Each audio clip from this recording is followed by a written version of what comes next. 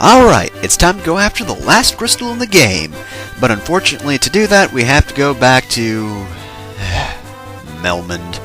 That's right, Melmond. The place where there's only one job, and they all just trade out over and over and over again. And that's exactly why they like dying so much in Melmond. Because then the cycle of jobs gets smaller, there are less people in it, so they can just get back in quicker and get the money they need to eat.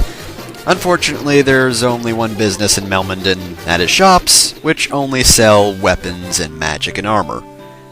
Yeah, no wonder they're malnourished. They have to eat clothing. Clothing! And you wonder why I don't want to come back here. But there is this guy, he's helpful.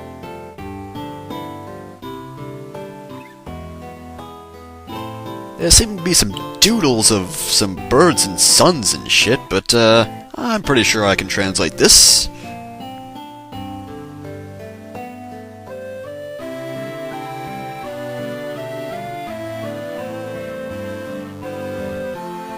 And in one 360-degree turn, he has learned an entire language. And apparently now we can too. We know a new language.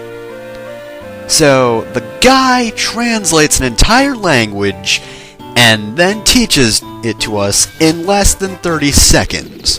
Why didn't he get any fanfare? I mean, for crying out loud. A guy blew up a fucking piece of land and he gets the victory theme, but that guy? No, apparently not. And again, he is in Melmond, so, you know, what are you gonna do? That place drains the life out of everything, and even your best victories are pretty much a complete failure. Anyway, the next town we have to go to is right over here, but, yeah. Yeah, forests everywhere. So, where are we gonna park? We're gonna park here. But, again, it's not too terribly far. It's a little shorter of a walk than, to say, the, Trials, the, Citadel of Trials. And I'm guessing you noticed that all of those guys were really old enemies by this point, so, yeah, we're not really going to have a tough time walking over, because, well, there might be wait, I think there might actually be a new guy or two, but no one's really that difficult. Nothing's gonna stand in your way, trust me on that one. They'll all fall pretty quickly, and then you'll just keep on walking until you finally reach this little spot. This is Lefenia, and it's sort of a town, except there are no shops, inns, or anything like that. Basically, we're just here for a key item and some conversations. By the way, the guy who just mentioned Sid, obviously he doesn't mention Sid in the original version because Sid didn't exist until 2. And then the tradition of naming characters Sid started, and then they figured they'd just add that in here as a sort of, nod to that whole thing.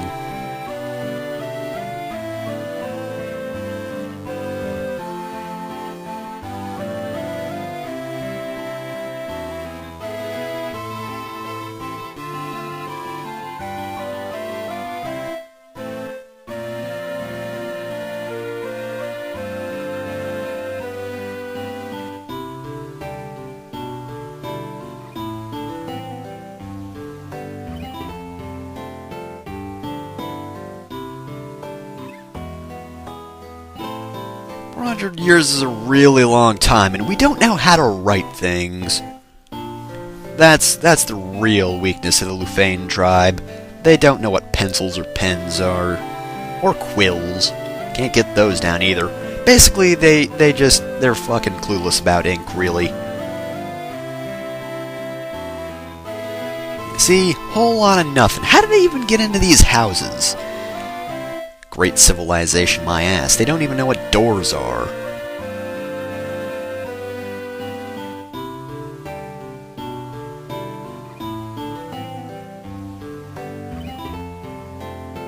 Why would you send 5 warriors? That's not a good number. We would never use a 5th warrior. I think. Why am I suddenly thinking of some guy named Bard? Nah, whatever. Probably just my imagination.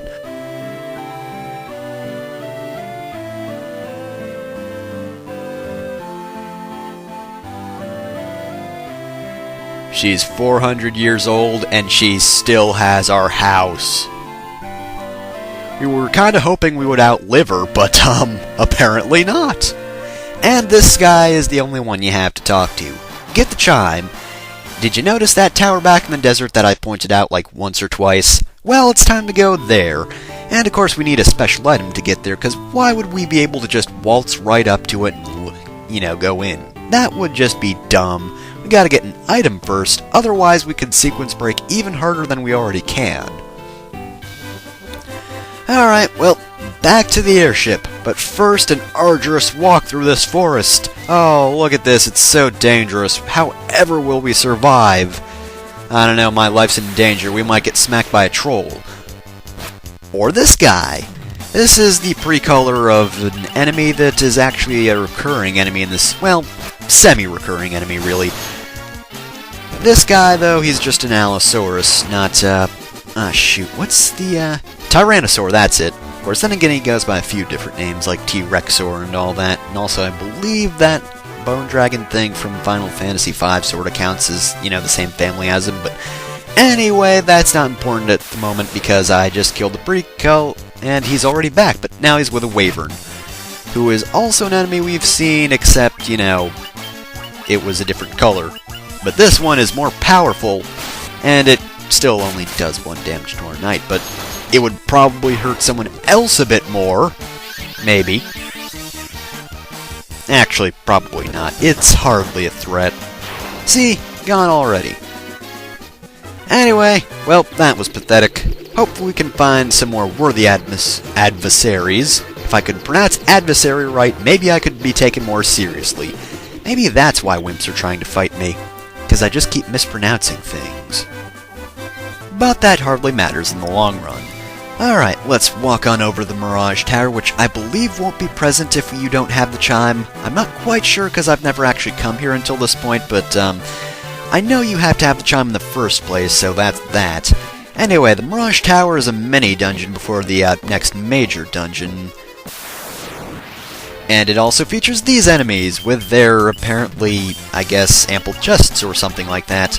These guys really aren't a threat in the slightest. In fact, they've actually got recolors that'll be coming up fairly soon that are a lot tougher than these guys are. It's kinda sad, really, but then again, they are really, really old robots built by the Thane not thousands of years ago, 400 years ago, give or take anyway. So they're probably malfunctioning a little bit. I mean, the fact that they're attacking us in the first place kinda shows that. I mean, then again, we are foreigners, but, given we do have the chime, you'd think they'd at least realize, hey, those guys must be friends of the Thane.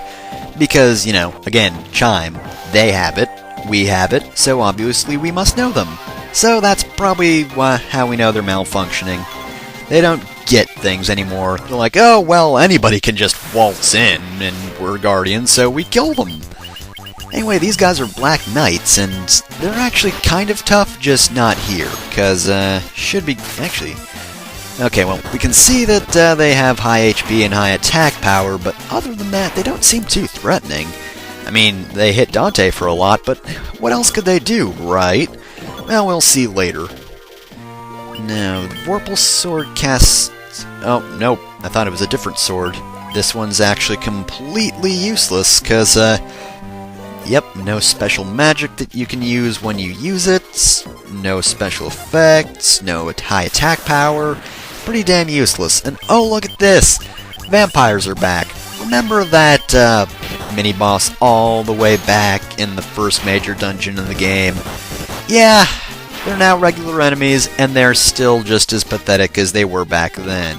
Except now more than one can appear. But on the bright side, at least we got the Aegis Shield, which guards against petrification, so that's very nice. I believe there are some enemies that can use that in either this dungeon or the next dungeon, so it is good to have. Well, that should be a given, Not being petrified, very nice.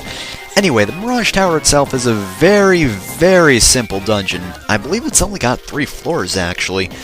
But there are quite a few treasures in here, so you might want to grab those. The Aegis Shield's vaguely useful, and I think a few more treasures are useful. The Healing Helm's not bad. It's sort of like the Healing Staff that we have, except, you know, it's an equipable helmet, but it has the same effect.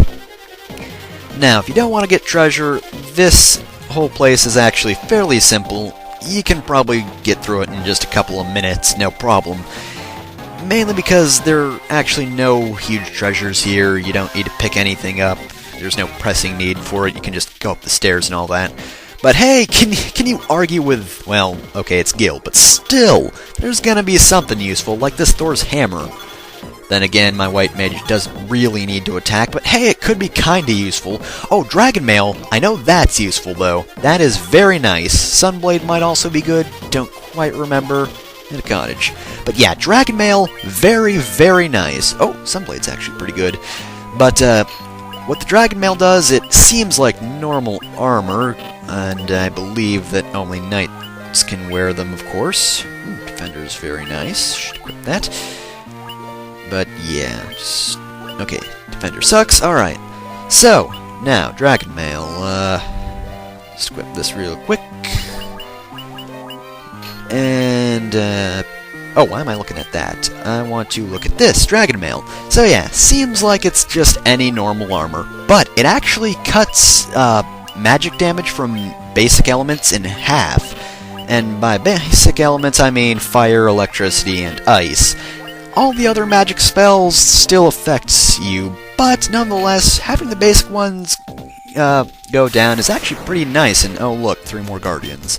But as I was saying, it's got a very useful effect, especially for the Knight, given, you know, he more or less has the weakest resistance in the game, so it's very good for him. And not only that, it's the 2nd or 3rd best armor in the game, depending on what you're playing. In the NES version, it was the 2nd best. In this version, I believe it's the 3rd best, or at least that's what I've read. But yeah, very good defensive power, cuts magic in half. What's not to like? But I believe that's just about it, other than this guy. Yeah, about him. Well, nah, we're not going to get into that with that robot. He doesn't need to know. Anyway, yeah, that's pretty much it for this dungeon. We just have to go through here and face this mediocre RPG that I have never heard anyone say a good word about, I'm pretty sure, and also has a song sung by the guy from Deep Purple or whatever, and it also appears in a game where Charles Barkley stars as the main hero and stuff. That was oddly specific.